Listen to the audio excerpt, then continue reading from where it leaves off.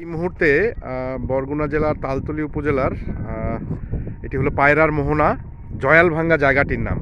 আচ্ছা, আমরা দেখতে পাচ্ছি এই পার দিয়ে, নদীর পার দিয়ে তিনজন বোন বা মা আমাদের এখানে মাছ ধরছে। একটু আমাদের সাথে আছেন ভাই, আপনার নামটা বলেন পুরোটা। আমার নাম গোলাম সাইদ রাসেল। একটু বলবেন কি এখানে কি ঘটছে? তো এখন আসলে আমরা যেটা দেখতে পাচ্ছি, তিনজন বোন, ওনারা এখানে যেটাকে আমরা রেনু বলি স্থানীয় ভাষায়, রেনু মানে গলদা এবং বাগদা চিংড়ির রেনু, যেটা ছোট পোনা। তো ওইটা ওরা ধরতেছে, এখন সিজন চলতেছে। পোনাগুলো গভীর সমুদ্র থেকে একদম কুলে আসে, একদম কিনারে আসে, পাড়ে আসে। ওনারা এইটা ধরে এবং এটা বিক্রি করে জীবিকা নির্বাহ করে। এরা এই মূলত সমুদ্র উপকূলের মানুষ, এদের জীবন জীবিকার একমাত্র পথ এইটাই মূলত।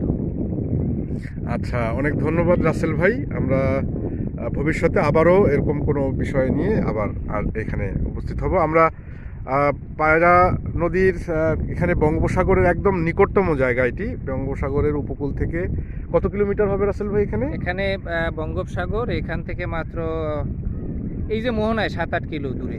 7-8 কিলোর মধ্যে আমরা আছি। তো ভবিষ্যতে আবারও অন্য কোনো ভিডিওতে আবার দেখা হবে। ধন্যবাদ।